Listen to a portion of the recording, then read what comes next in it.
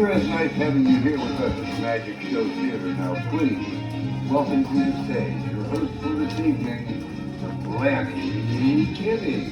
Hey! Woo!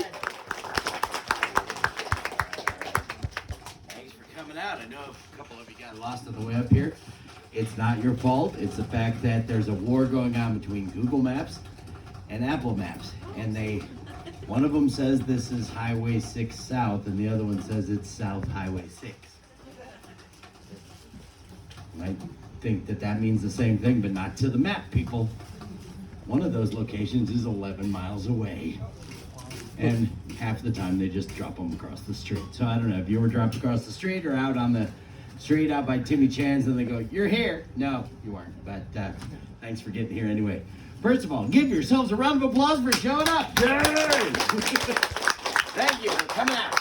All right, my name is Lanny Kibbe. I'm the world's greatest magician in my price range. And you don't have to laugh at a man's pain. But thank you for coming out to Magic Show Theater. Some people were asking, it is magicshowtheater.com. You can go there, check it out, get the tickets there, tell your friends. We are one of the best kept secrets, even when you know about it, even when you have your tickets.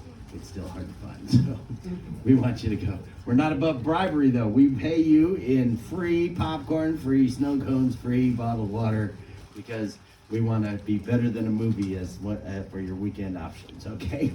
Now, when we start off with a little magic trick, normally magicians do not reveal their secrets, but I thought it would be neat to show you a trick and then teach you how it works. Nothing up my sleeve, and at no time do the fingers leave the hand. The handkerchief goes in the top of my fist. What color is the red handkerchief? Red. Questions get harder later on. I snap my fingers, it comes from the bottom. Change blue. Stick in more red. I know, it's a silly trick. And a little more blue. Ooh, the suspense builds now. More red, more blue, more red, more blue.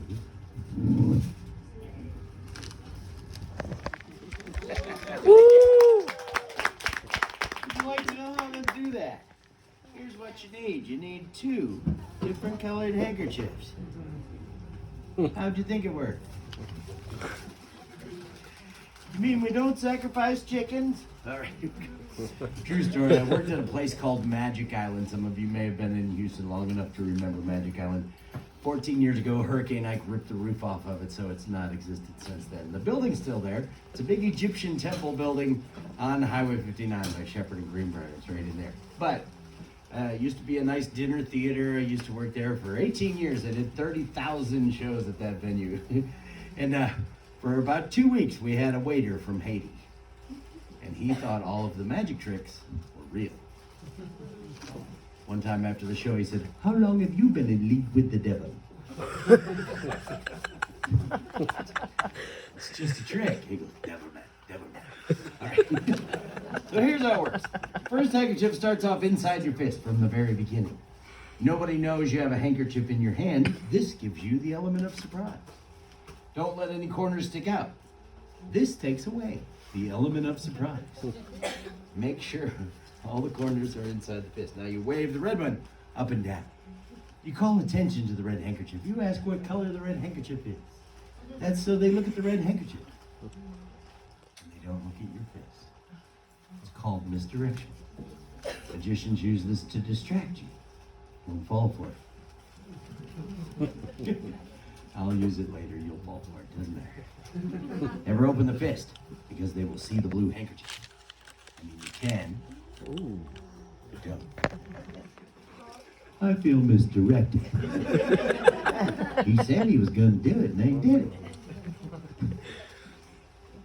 Once you have their attention on the red handkerchief, that's when you stick the red one in the top of the fist. You snap your fingers as if it makes a difference. Then you pull the blue one from the bottom. They think it's magic, but we know how it works.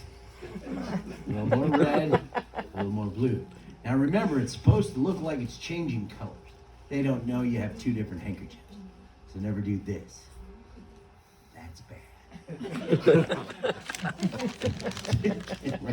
Pull out blue. You wave the blue one up and down, once again causing misdirection and distraction. They look over here, you say, ta-da! It's the end of the trick. Of course, you're stuck with that one over there. They say, dude, what's in your hand? You just make it disappear. Any questions? Yeah, not really how it works, you know. You have to have one of those. You know, take your fingers, pull them off. Put them back down. Great, I'm doing deep magic now. I need a volunteer from the audience. Let's see. How about the girl over there? Come on, let's start off with the girl. Come on, give her a big round of applause. Yeah, right there on the definitely not a trap door. All right. You can swim, right? Okay. Just joking. It's just a mat to make you feel more comfortable. Designed cleverly to look like a trap door. And then we had to say, it's not a trap door. That's for liability purposes. Okay, what is your name? I'm sorry. Amaya, how old are you? 9. You're 9? Are you married? No. Your husband know you're not married? See, that's a trick question. Don't answer.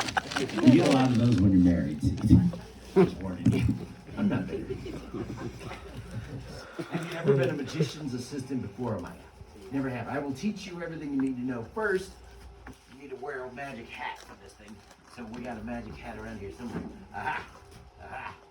You know what that is? It's a dead worm. It's a balloon. These are really hard to blow up. You see clowns make balloon animals out of these. I was raised by clowns. A lot of people think their parents are clowns, but I really are. So I learned how to blow these up, and I can blow them by mouth. They're really hard, but yeah, I can do it. I've been doing it since I was a kid. But then we had the year that shall remain nameless. And no one puts things in their mouth on stage anymore, because people go, ooh. So, we use Mr. Pump. All right, here we go. Hold on to that for me.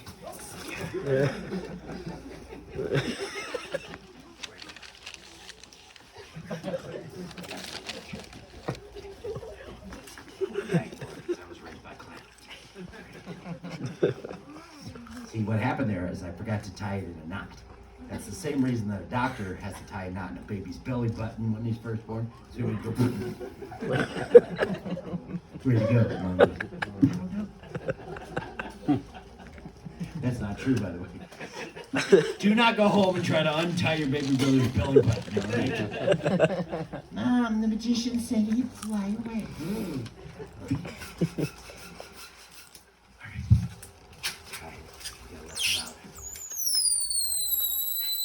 All right. Right in your brain, didn't it? All right, here we go. Now, should we use one long one? 2 short ones. Doctor, you just lost 2 more babies. I'm so sick. I like that. All right. See, I think of this stuff. I lay awake at night and go, what if there's belly button slip knots? And like 2 days later, they just fly out of the crib. You know? Now she's kind of scared that she came up here. All right. What are we going to do with this? Oh, yeah, we're making a hat for you first. Yep. You have to measure your head to make sure we get the right side.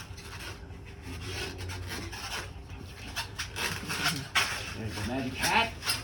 Up here, the magic antenna. Not only does the antenna help her concentrate her magical powers, it helps pick up Saturday morning cartoons. Now we're going to decorate the hat with some beautiful fashion accessories. Beautiful. I left the beautiful ones at home. We're going to use these. Okay. We're going to tie these in a tight, see they're all shredded up here. We're going to tie them in a tight knot. I say cannot because I don't know how to say knot. But you just said it. No, I say cannot because I don't know how to say no. You just said it. Said what? I did not. All right, never mind. There's our magician's assistant. Give her a round of applause. We are going to perform the world famous vanishing handkerchief trick. You're going to hold the handkerchief in a tight fist, but a very tough corner, using your right hand. Hold it high above your head. Right here.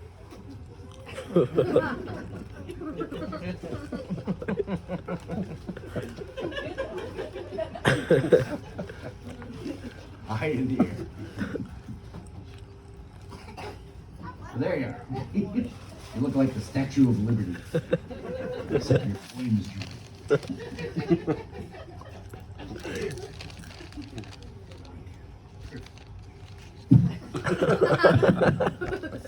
I need a magic box. Look here, bro. All right, here we go. Here it is, the expensive magic box. I know, it looks like an old popcorn box, but that's just because it's an old popcorn box. It's very important that everyone knows the box is empty. Is it empty? Yes. See it? Is there anything inside? No. Trust me. I'll show you. Look, nothing in there. Nothing in there. Oh, jeez. Do not sneak up on me. There's eyeballs in there. All right, put the box back together. Okay. Now we're going to put the handkerchief inside the box, then we're all going to say the magic words. Abracadabra. Practice. Abracadabra. Somebody said, have a banana. So we all say it together. Everybody's going to count to 3. When she counts to 3, everybody say abracadabra. Really good. 1, 2, 3. Abracadabra. And now, the handkerchief has completely vanished. That's the easy part. The hard part is to make it come back again. Wave your hand over the box. There it is, back where it did disappear. Hey, look, just because I didn't show it to you doesn't mean it didn't happen. It just means I didn't show it to you. Okay, we're gonna do it again. This time I'll prove it's gone. Count to 3. 1, 2, 3. Abracadabra. You guys forgot your part. Wave your hand over the box. Now the handkerchief's gone. I'll prove it's gone. Yep, it's gone. It doesn't fall out. Must be gone. Doesn't fall out the bottom. Must be gone. Is it gone? Yeah. What? It is gone. Where'd it go? Go up your sleeve? Is it in your socks? Your socks disappeared.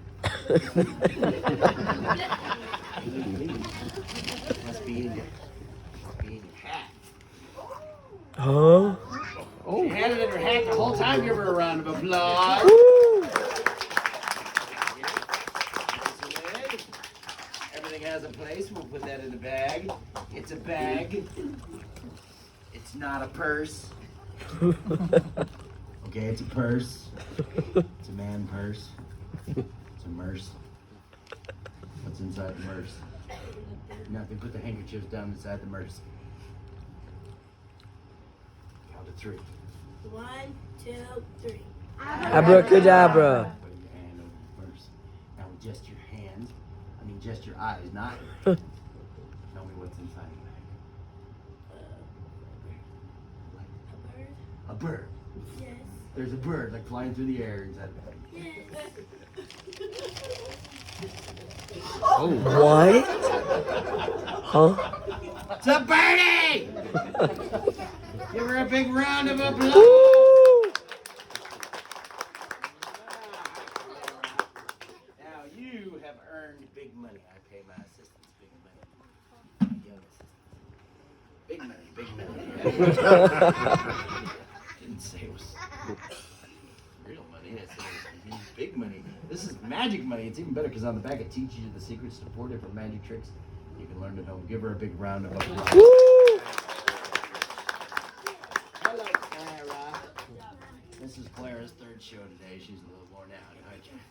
I know. You look frazzled. I would say you were fricasseed, but that would not be a good thing for a bird. Okay. Here we go. Well, this is Clara. She's a dove. A dove is a small pigeon. And we have her cousins in Texas. Now, the white ones are from an island in the South Pacific. They're called Java doves.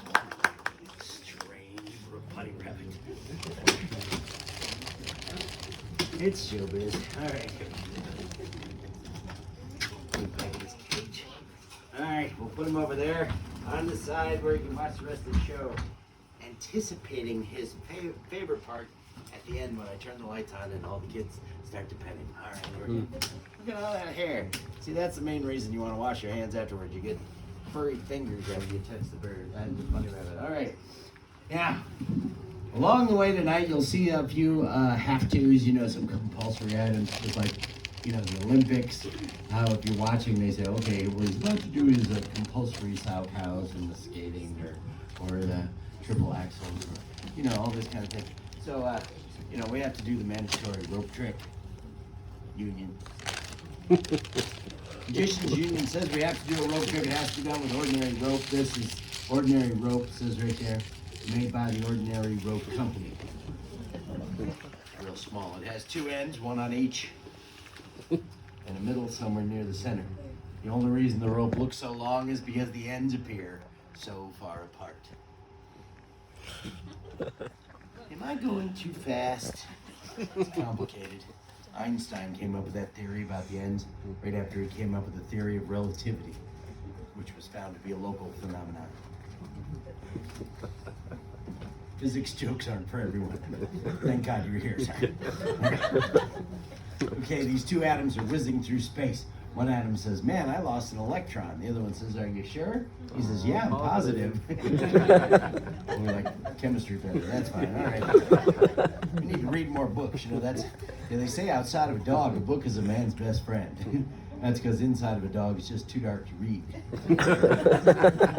Okay, back to the rope trick. All right, here we go. First rope trick I ever saw when I was 8 years old. My grandfather showed me this. He was kind of famous for it.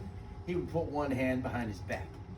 He would shake the rope, and a knot would appear just about there. It was the world's fastest magic knot. He'd put one hand behind his back, shake the rope, and a knot would appear just about there. I never could do that. But I was 8 years old and wanted to impress my grandfather, so I learned to do this. Mom says I'm special. When I was 9, I learned to do this at the same time. Ooh, twice as special now, huh? Ladies and gentlemen, Cirque du Soleil. But not as special as when my grandfather would put one hand behind his back. He would shake the rope and a knot would appear. You know, when I was 10 years old, I read the Cub Scout Book of Magic. Cub Scouts tie a knot in the middle of the rope without letting go of either end. Sounds impossible. It is impossible. But it looks like this. It looks as if you tie your hands in a knot. And when you untie your hands, you have a knot. It's impossible, but not as impressive as when my grandfather would put one hand behind his back. He would shake the rope and a knot would appear in the stupid. When I was 11 years old, I learned the European version. Now in Europe, they put their hand near the center of the rope, shake both ends, you get a knot where your hand used to be. Not as impressive as the American version, made famous by my grandfather. He would put one hand behind his, 2 weeks ago, I called Robin Hood. Not Robin Hood does it this way. Oh, there, pretty cool. You guys aren't buying any of this, are you? All right, for those of you that never saw my grandfather do the world's fastest magic knot, I will recreate it for you. My grandfather taught me a lot of things. He taught me about life, taught me about women. He said, Lanny, that's me. He said, Lanny, when it comes to women, be glad every man likes something different. Otherwise, they'd all be after your grandma. Kind of left me with a visual I didn't want to carry through life. He used to tell hunting stories. He said one time I was carrying my rifle through the woods. This bear came out from behind a tree. Grrr, pooped my pants. I said, Grandpa, I would have too. He said, no, just now when I went.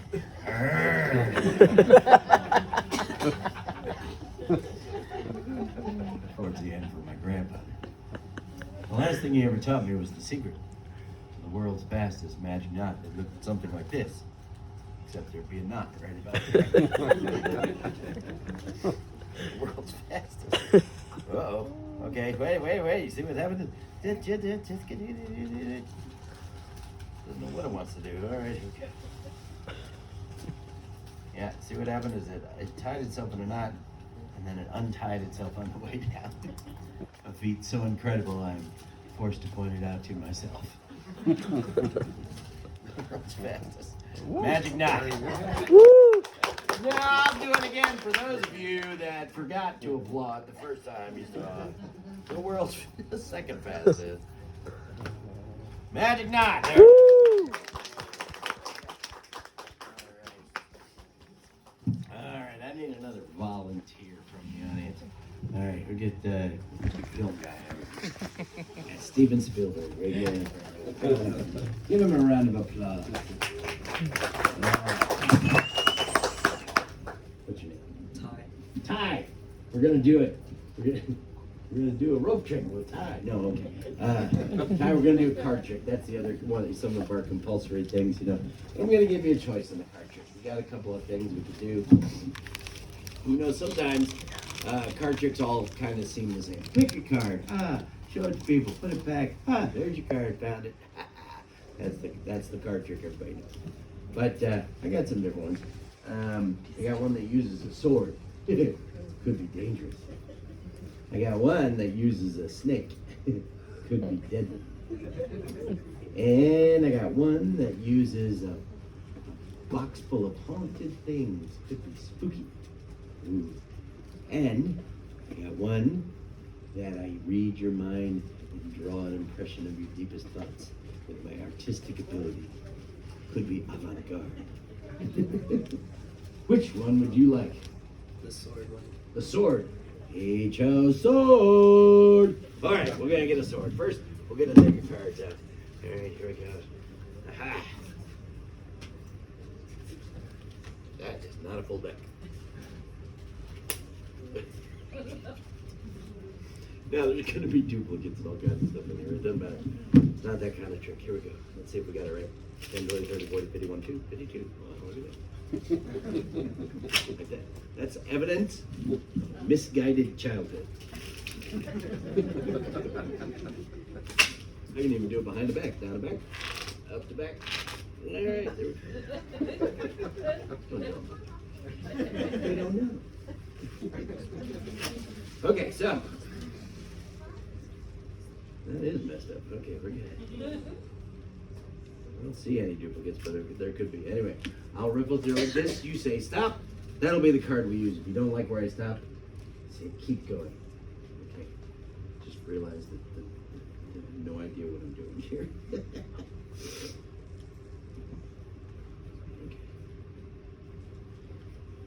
Stop. Well, face-off's coming. Oh, I was going to turn down. No, I'm just. Oh. I realized that I put half of that deck of cards into this deck of cards, and that's it. You know. Look at all the nines. Okay, we're good. I really messed that one up pretty bad. All right, I tell you what. Okay, we got nines. I got my sword. Let me see if I can find another deck of cards.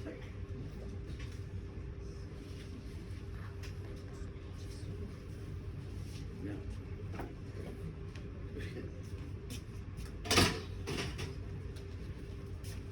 Now we got twice as many, 3 times as many cards. Okay. I don't know.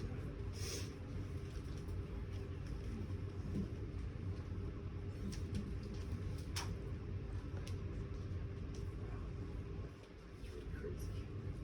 All right. We're just gonna, I tell you what, just take half of those out and put them on the table over there. We're only gonna use, no, just take about half of them. We'll use the other half. Okay. That's not more than half, but that's okay. It's okay. We'll add some. All right, I'm gonna riffle through like this. You say stop. I'll do it slow. You say stop. That'll be the card we use. Okay. If you don't like where I stop, say keep going. Okay. Here we go. I won't even look. There we go. Stop. Right there. Want to stay there or keep going? Stay there. Stay there. You sure? Show that card around. Show it to everyone. We'll use the next one. Look at that card. Okay. You got it. Show it around. Let me see it. All right. It's not a nine of diamonds, is it? There's like 3 of those in there. Okay, place your card back in the back. All right, here we go. All right, take the cards. I'm not gonna touch them. We're gonna shuffle them up if you want to. Mix them up. All right, got it? Okay. Now I want you to hold them like we were playing a game of bridge or something so that you could see the cards. Okay, once you finish shuffling, now put them back in the order they were in.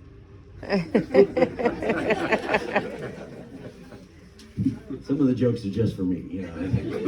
Okay, hold them out so you can kind of see the numbers spreading, but I only see backs. You see numbers. Like this? Yeah, like that. Yeah.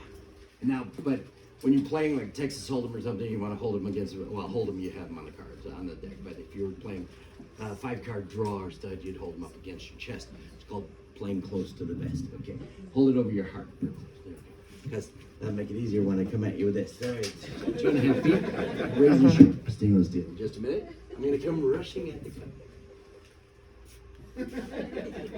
In fact, you should go a little closer to the killer rabbit.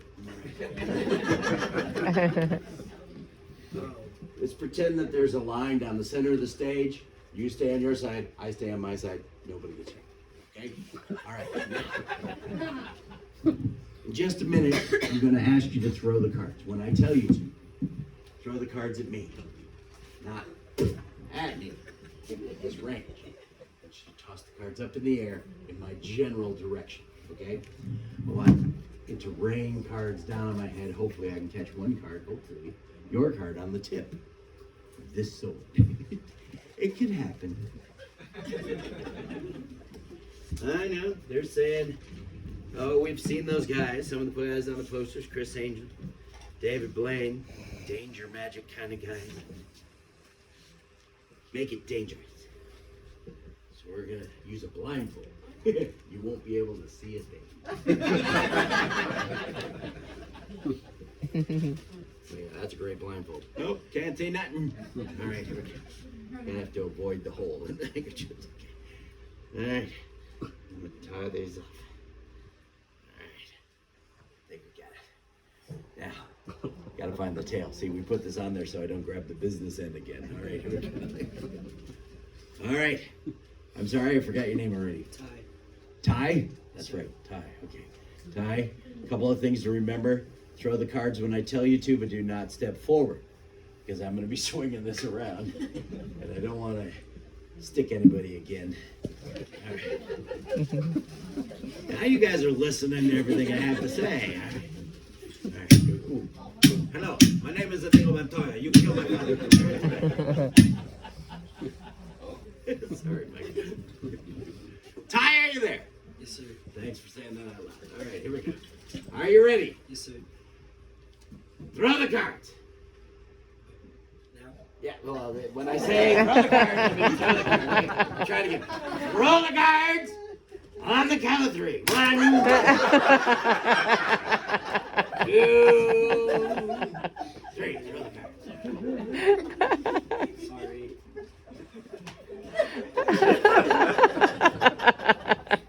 That's my fault. I picked up.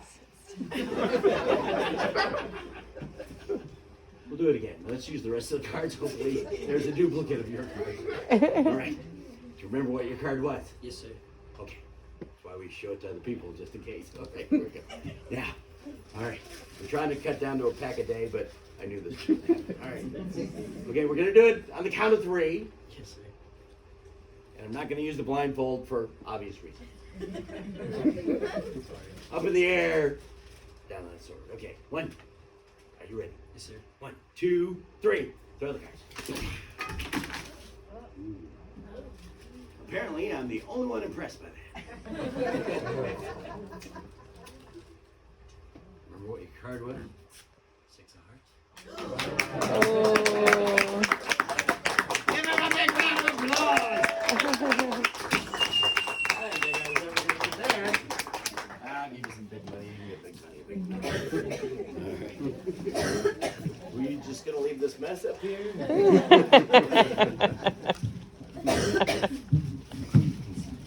Biggest thing we go through. We had decks of cards all over the floor. One of our best customers that comes in here maybe twice a month since we opened. For Christmas, he brought me a case of playing cards. I see you go through cards like crazy. It's time for fairy tale theater. Once upon a time, got dark. There lived a boy named Jack, a fine young lad.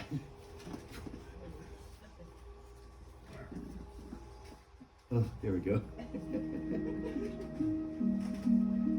That was spooky. All right. There lived a boy named Jack, a fine young lad, strong and able, with one fatal flaw: impatience. He could never keep his mind on his schoolwork or his chores at home. He was always daydreaming about his life to come. One day, while walking through the forest, Jack fell asleep under an old oak tree. When he woke up, he saw a gypsy wagon parked nearby, and an old woman gave him a golden thread. She said, "This is the thread of your life. Anytime you find yourself dissatisfied with where you're at, just break a piece off. You'll find yourself someplace new." Well, it didn't take Jack long to figure out what to do with the thread. The next day in school, he got tired of his schoolwork. He broke the thread. A bell rang. He found himself at the end of the day. He got tired of school altogether, broke off some more of the thread, found himself at graduation. Well, he fell in love with the girl of his dreams, couldn't wait to be married, broke off some more of the thread, found himself on his wedding day. Couldn't wait for the birth of his first child, broke off some more of the thread. When the kids were sick, he couldn't wait for them to get well. He broke off some more of the thread. He couldn't wait for the kids to grow up and be out of the house altogether. Broke off some more of the thread. He soon found himself very close to the end of his life, with nothing to show but broken dreams and memories, hoping that somehow he could put those broken pieces of his life back together again. Well, he knew he better do something quick. And with his last breath, he made a wish, closed his eyes. When he opened his eyes, he found himself under an old oak tree as a young boy, with a golden thread that he never broke again all the rest of his days.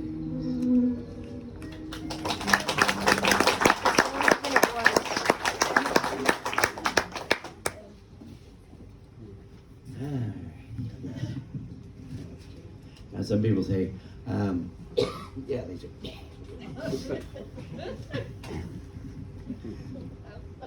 you can quote me on that one. That's what you need to put in the quotes. See, you go on to the funniest line in the show is. Anyway, people say, where did you get your ideas for your things? We learn a lot of magic from books, and we teach each other a lot of tricks. So we go to lectures and stuff, and we also go to magic conventions. And every year in August, there's a convention in Colon, Michigan. Now, you've never heard of Colon, Michigan, unless you're a magician or you happen to have seen a news article on it. There's only 700 and something people in the whole town. You know, more people fit in the shopping center than fit in that whole town. But anyway, but it has 3 theaters like this, and it has 4 magic stores, and it has a magic convention every year. The local high school doesn't have very many kids in it, but they're called the Fighting Magi. They're just magic obsessed up there. So it's because they have a magic factory in town, and they have a magic factory, and then they have the store downtown and a couple other stores. Anyway, the whole town in August turns into a big magic festival, and they have garage sales around. Everybody in the whole town is selling magic on the side of the street. And I saw this in a bin, and there's these 4 pom-poms on a pole. I said, what in the world is that? They said, that's a pom-pom pole. What's a pom-pom pole do? We don't know. It doesn't have any instructions. But it was cheap enough and interesting enough. I said, I can figure it out. How complicated could a pom-pom pole be? It's just 3 pom-poms on a little string and 1 on a long string like this. The long string goes up, and the blue pom-pom is attached to the yellow pom-pom with a string that goes right through the end of that end of the pole. Up and down. Doesn't do much anything interesting. Now this one's got a short little string holding on to the red pom-pom over here. But you can't pull it very far.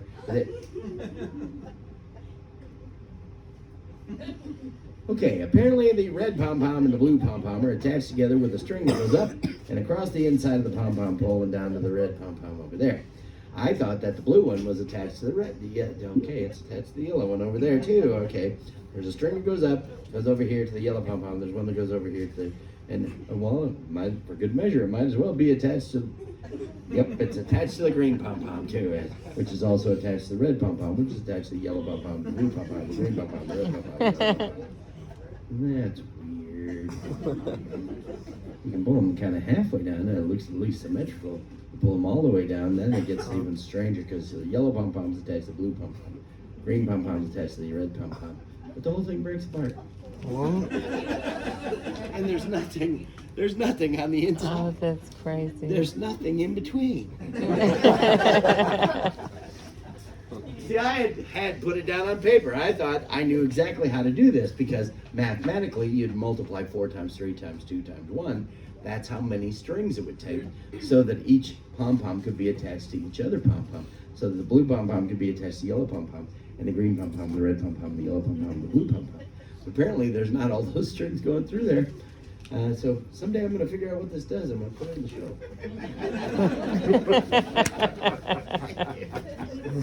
All right, now we got to do another.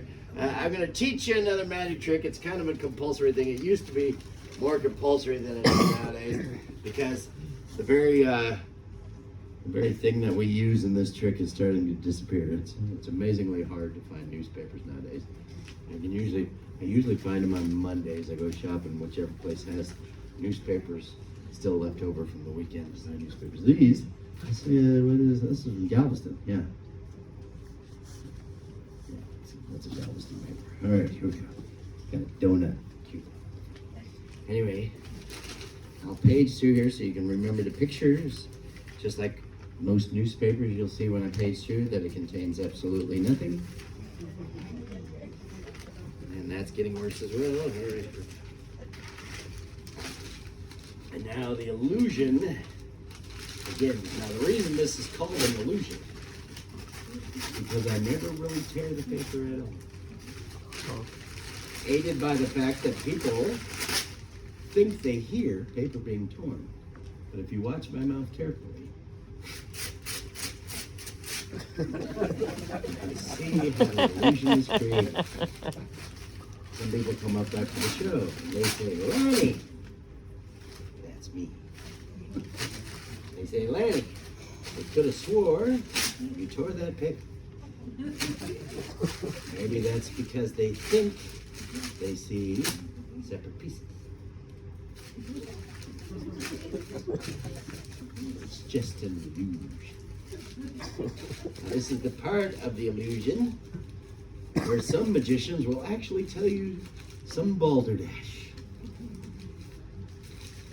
And they will say things like, I'm using a bare-handed fuse welding technique to put the pieces back together. We know that's not necessary, because I never really tore these papers at all. As you can see, it's all in one piece. Thank you. Everybody needs to be shown. All right, here we go. Find out.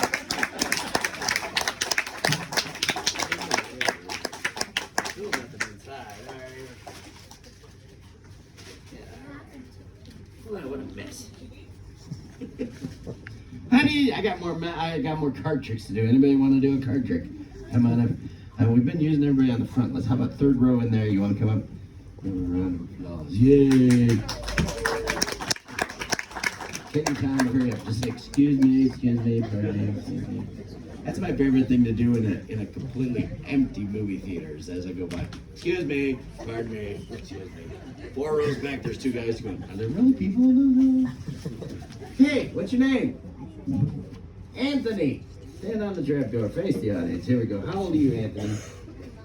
You're 9? When I was your age, I was 9. We got something in common. All right, here we go. What are we going to do? Oh, card trick. What kind of card trick you want to do? We did the sword, so we got the snake, or we got the haunted box, or we got the artistic endeavor. Snake, good choice. You chose snake. Just for the rules, we put that on the tape just to make sure everyone knows you chose it. Now the safety zone for the snake is not on the trapdoor. It's actually over here. If you come over on this side of the stage, we're both going to be safe. We're both going to stay on this side. Okay, here we go. Hey, you got some blue ones. All right, that's good. Okay, here we go. Just go through those, and I'm going to go get the snake. You feel free, go through, check one out, pull one out, put the rest of them right there. You keep one in when you want. We're going to get the snake. Pay no attention to the man behind the curtain. Oh, here's another card from that game. Oh, okay. Got this from India. India. Okay, I ordered it on Amazon, but it came from India.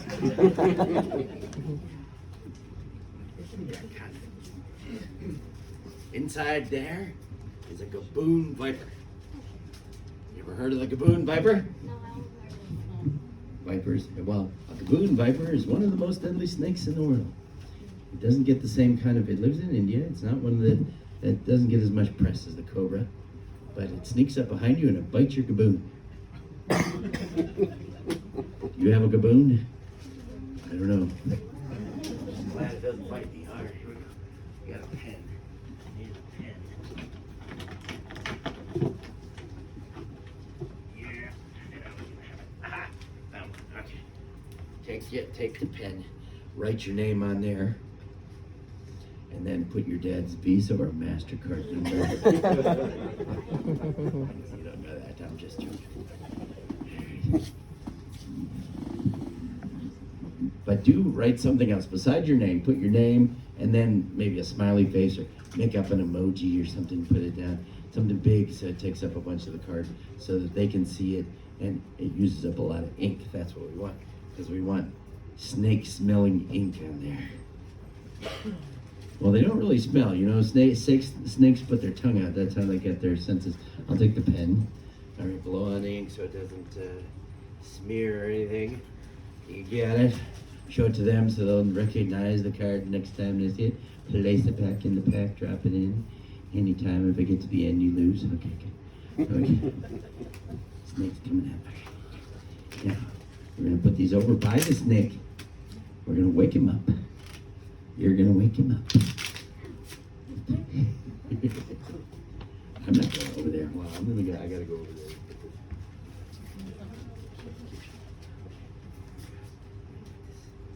Set that there, but we're going to turn this around. Wait.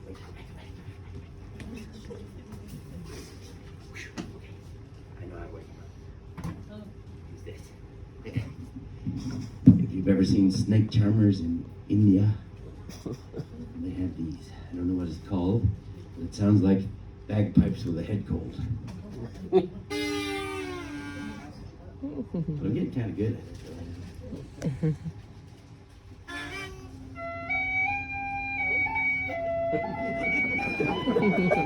Shut up, it's me.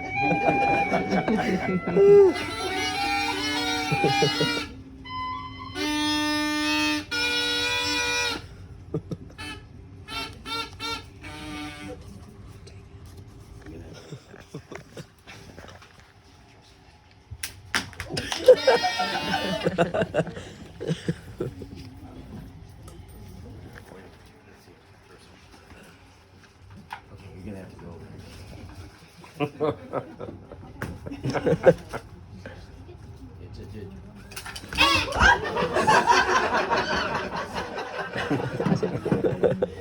Wait! He got a card in his mouth. Oh, now he's stuck. What are you doing? Okay.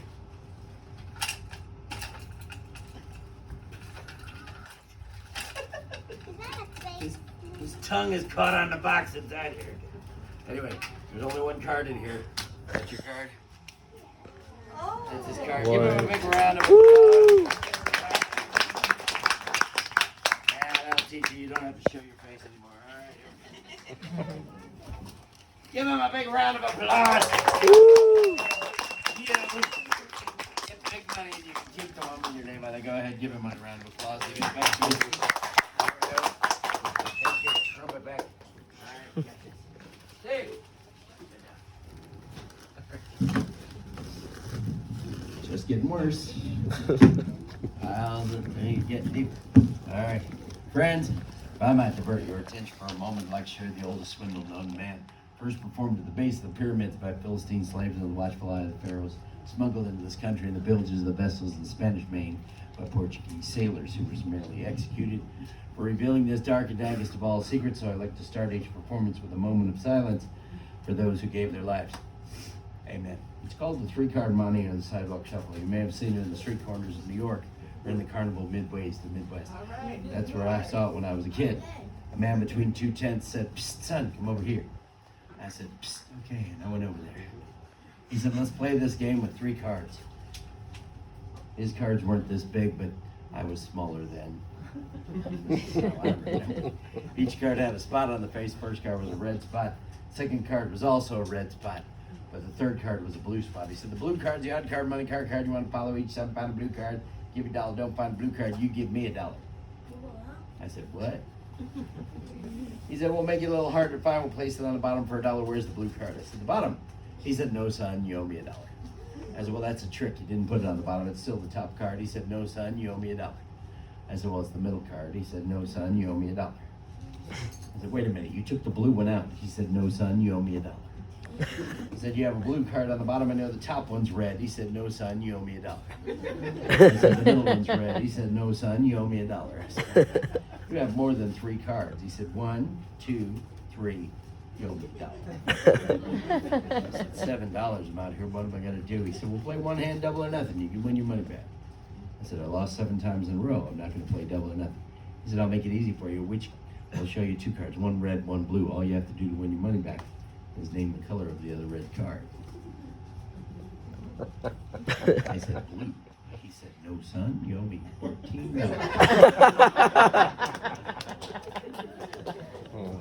Wow. I asked my grandfather about the guy in the carnival. He said, "Never play games with strangers." And he got out his own cards.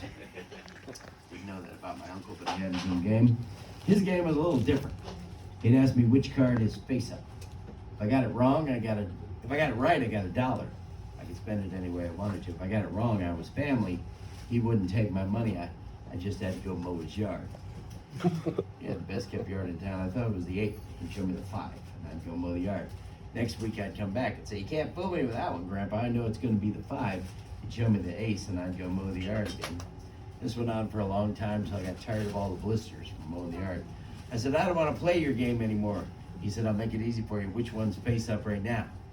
I said, "Well, that's easy, the king of clubs." He said, "Nope, they're all face up," and I had to go mow the yard again. Then I figured it out. He was cheating me. I'm quick. He was using marked cards. See on the back of the 8, it's marked. You can tell that's the 8. Now, it's subtle. You may not have seen that the first time through, but once you notice the marks, you can spot it. See, that one's the king, the ace, the 5, the 8. You see anybody with these cards, don't bet any money. Public service announcement. Magic show here. I'm not get you. All right, I need another kid up here. I need another kid. You were already up here.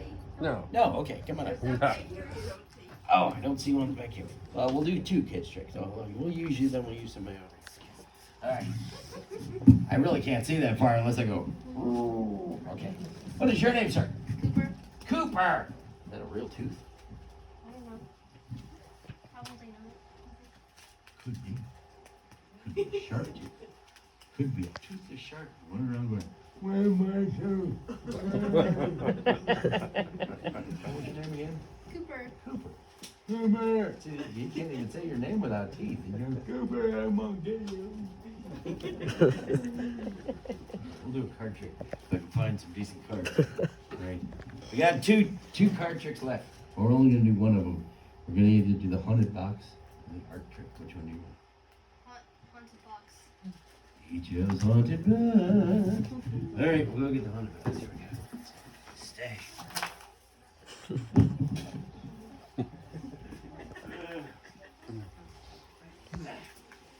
in another order for cards by morning. All right. That's the interesting story about the $100. This is the safe zone over there for $100, I think. All right. The true story up until the trick starts. All of this is true. Okay. Then we don't know what happens after the trick starts. Okay. But there was a guy, I used to work at Magic Island, this place called Magic Island. There was a group that came through. The acts would come through for 2 weeks at a time, a couple times a year. So, but they also did this couple. They were called Charles and the Lady, and they also worked at a circus. And he was the ringmaster, and she was a trapeze artist. Anyway, Charles passed away. He was a good friend, but he passed away a couple years back. And Kathy had us come up, and Jeff and I from the sound booth went up all the way down north of Dallas. And we bought a bunch of the Charles's stuff. Some of the posters on the wall belonged to Charles. We got more in the office that we haven't hung yet, and some of the props. But as I was leaving, I bought some of the big stuff that I wanted to buy, and she goes, "Now, Lanny, you really need this box," because Charles was working on this stuff, but he never really got to put it on stage. And I believe that he would want you to have this. And so we took the box, and I said, "What's up with the box?" And she goes, "Everything's haunted or psychic." Okay. She just wanted it out of her house. Anyway. So, I looked at stuff, and there's the deck of cards. That's haunted. Now, up until this point, that's the truth. Okay. But I don't know, because she never told me what the card trick was. She just, or what it was. So the deck even says haunted on it, but I don't see what's haunted about the cards. But apparently, things are moving all by themselves. Ooh, they're flying through the air. I'll just go like that. You say stop. Once again, we're going to use one facing away from me. Say stop. Stop. Want to stay there or keep going? Stay. Okay. Not going to use that one. We use the one below. Get that one. Show it to everybody. You hold on to it. We'll put the rest of them down. All right. Here we go. All right. Put these over there. Haunted box. Now, what else is haunted in here? Well, we got apparently a haunted newspaper. Thought that was Moz the first time that happened, but all right. Now, I've been investigated this. This is not a real newspaper. This is the Fort Bend Herald. But the weirdest thing, and that this might be why Kathy thought that I would like this paper.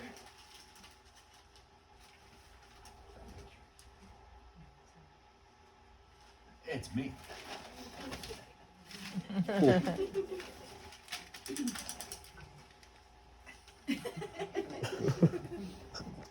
Maybe that was the rabbit.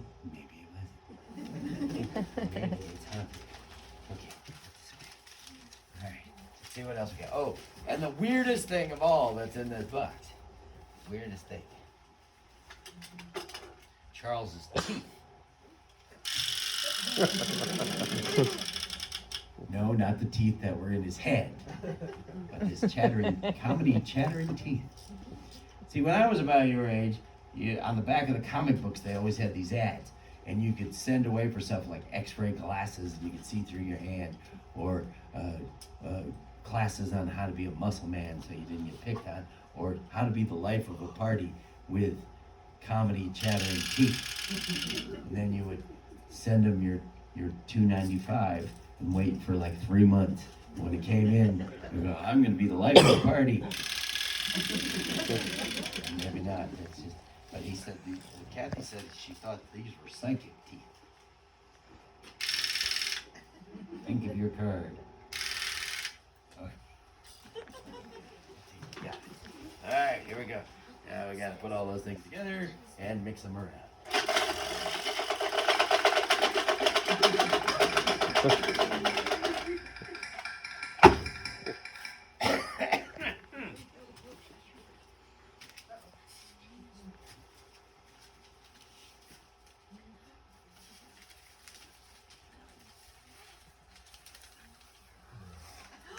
What? Five of diamonds, is that your card? Five of diamonds. Give him a big round of applause. All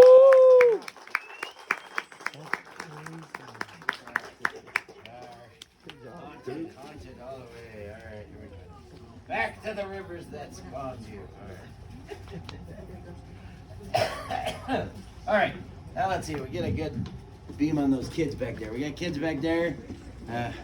Send one of your own kind forward. One of you come up here. I can't even see you enough to pick you out. Okay, come on up. Yeah. Sacrificial volunteer. All right. How you doing? Sorry I couldn't see you all the way back there. What is your name? Alexia. I'm going to ask you a question. Can you see that back row right now? You can.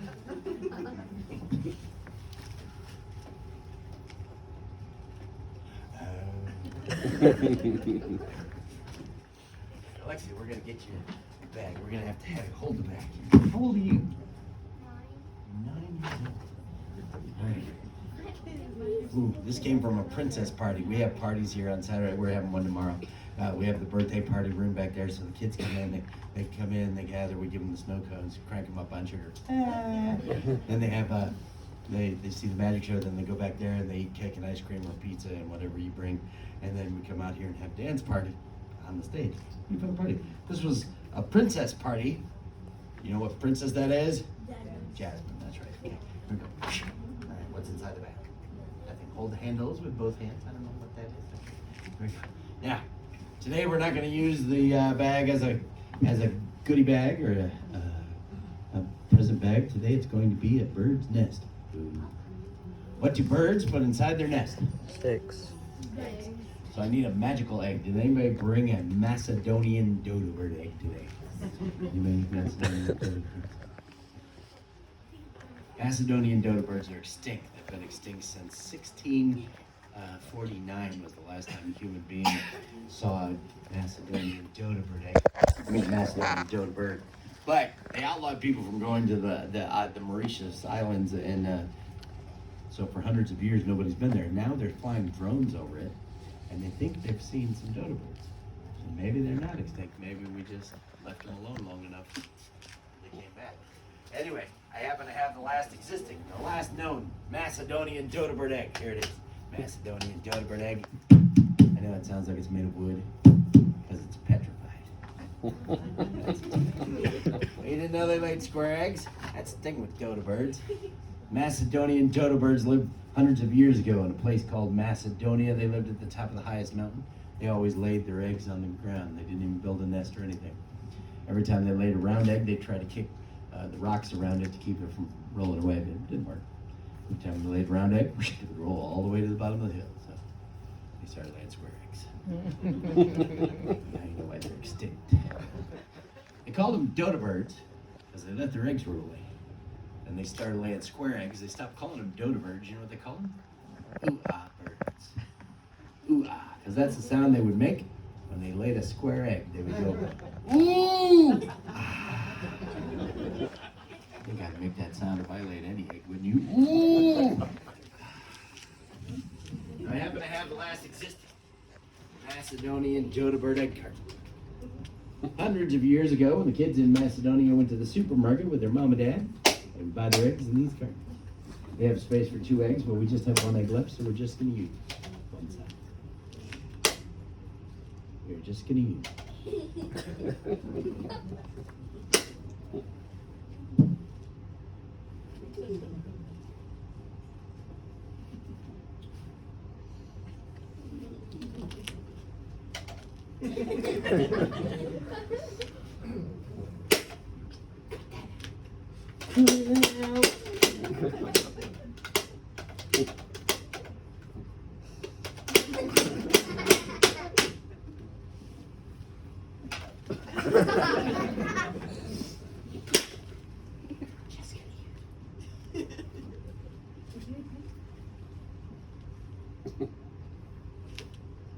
the nest on top of the table.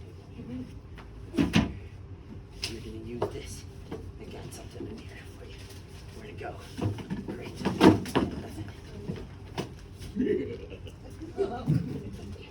You take the magic wand. I'm going to put the egg inside here. You count to 3. They're going to say alakazam. Different one. Alakazam. Then you wave it in a circle. Tap it 1 time on top. Okay. Don't point that at anybody. I can do it because I took the safety class. She had not. She points this up. Turn me into a bugger. Always wave it back and forth, never wave it up and down. You might turn somebody into a goon. Turn him into a rabbit, turn him into a goon. Hair today, goon tomorrow. I don't care. I like that. All right, here we go. Oh, this stuff. Gotta go back. Back.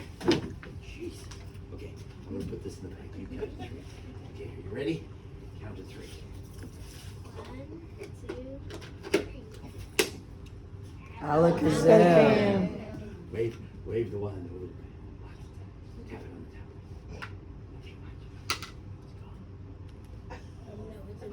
gone. Disappear. No, I put it on that side. Okay, I'll show you. Not there either. It's gone. Just let it go. I know you think I tipped it over. I won't tip it over. Look, it's not here. It's not there. Okay, I'll open both doors at the same time, and then you'll be happy. Both doors, same time. Everybody's happy. I mean, this door. Wait. That door. That door. That door. Good. I told you the whole time was gone. You think it went back to the nest? Look inside. Pull it out. Show it to everybody. Give it a big round of applause. Just leave it all on the floor. That's what everybody else does when they're up here. All right. This is not anybody's fault. This is me. This is every show. This is not even the worst time. Sometimes there's swords and torches and hula hoops, and we have fun. Are you guys having fun? Yes. All right, thank you. All right, here we go. Yeah. A lot of times I have we have other magicians that come in. Keep an eye on that website, the Magic Show Theater website. Sometimes we have other guest entertainers coming. We've had them all from all over Canada and California and Las Vegas, Lake Charles, Louisiana. We've had a lot of people here. But we also, on Saturdays, usually I use an assistant, and we do things like cut her in half and do all that kind of fun stuff. It's pretty fun.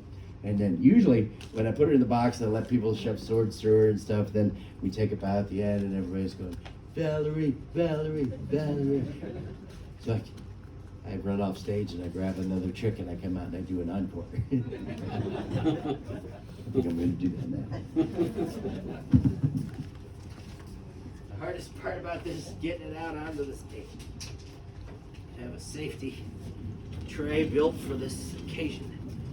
All right, to try to keep things from falling over. All right, there we go. It's a little game we play with a bottle and a glass. The object of the game is to make the glass and the bottle switch places while contained within these tubes. This is the trick that made Helen Reddy, Robert Young, and Budweiser. I used to be able to get that at the bar later on. In order for this to work, the bottle has to be the same distance from the glass that the glass is from the bottle.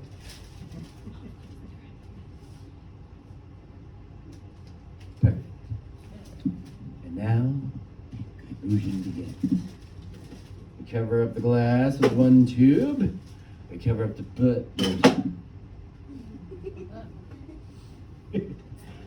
You got 2 minutes. Be still. Cover the bottle with the tube. Snap my fingers. I say the magic words hocus pocus. And now, bottle's over here. The glass is over there. But the hard part is to make them go back again. Very difficult. I need silence. Soko suck-ups. That's hocus pocus backwards. And now the glass is back over there, and the bottle is back over there. Some of you are saying, wait a minute, we paid to get in here. Which, this is a good time to bring up that not everybody did pay to get in here. We have certain members of the audience tonight that we have gifted their tickets. We give away tickets to veterans and first responders, so we have quite a few of those in the audience tonight. If you would join me in thanking our first responders and our veterans, please, from the bottom of our heart. Thank you for your service, guys.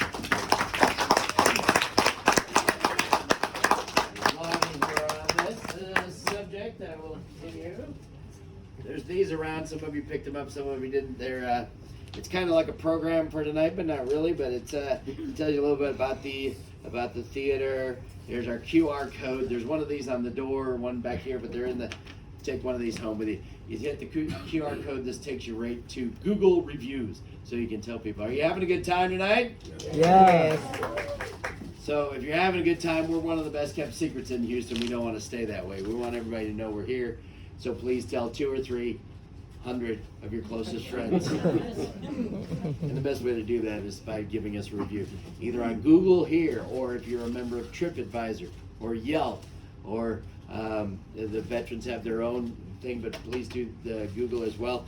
And I was just explaining earlier that on our site, MagicShowTheater.com, it's a brand new app we put on there that it says, leave your review here. You can leave a picture, you can click on it and put a picture, take a picture in here, pop it in the review so look at people will go, wow, we really want to go to that place, it really looks neat. Put a picture in there, or it even allows you a place for a video. I'm not real sure how the video thing works. I think you have to have the video posted somewhere. You have to have a link to the video. But if you put a video on like YouTube or something, like, we had a good time, you can link to it in that review. Over here, we have given away so far, in 14 months of existing, we have given away 1,500 tickets to first responders and veterans. And that's not to say, oh, look at us, we're great. No, it's to say thank you to our first responders.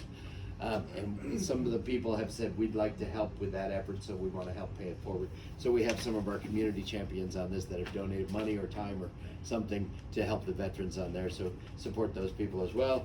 And on the back it has some of our party packages. So take one of these home. There's some here, there's some in the back, but take one of those home with you. All right, we appreciate it. And that's kind of the reason why we are not above bribery and we give you free stuff. You know? Free drinks, take popcorn home with you, do whatever you want to. But right now we're going to get back to this trick. Where was I? Oh yeah, you cover up the glass with with one tube, bottle with the other tube. Snap your fingers, hocus pocus. Glass becomes a bottle, bottle becomes a glass, and back again. It is important to remember the tube on my left goes over the bottle. The tube on my, oh man, okay, here we go. I got this, we got too many bottles, all right, that's fine. Too many bottles, tube goes over the glass, snap my fingers, glass becomes a bottle, bottle becomes a glass. Now the tube on my right always goes over this bottle, the tube, yeah, okay, all right. Party! Tube on my left goes over the bottle, over the glass. I snap my fingers, glass becomes a bottle, bottle becomes a glass. Now some people say, huh? No, some people say it has something to do with those two tubes. So we're going to try it with just one tube. It does work, but it works a little slower. See, you snap your fingers, the glass becomes a bottle. And then the bottle becomes a glass. But in order to do it that way, you have to use an extra. But it does work. See, look, the glass becomes a bottle. And then the bottle becomes a glass. But in order to do it that way, you're going to need another bottle. Glass is good. I'm going to keep doing this until everyone likes it. I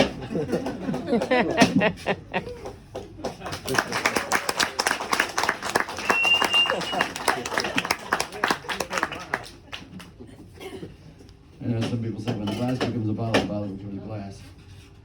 He's using two glasses. I never use two glasses.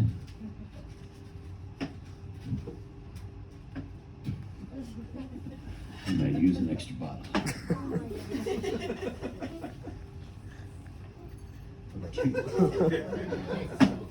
I know. Weird.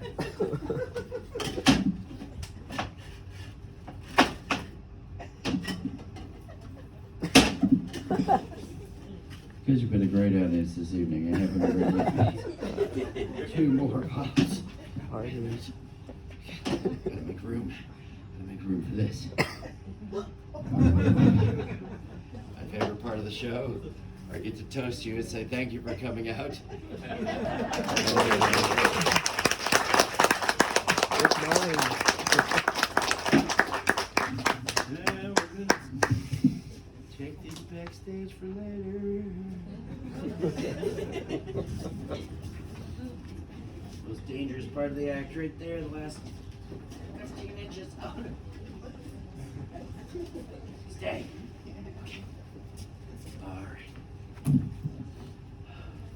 I forgot to say, one of the reasons that I have such a soft spot in my heart for our veterans and our first responders. First of all, they're heroes.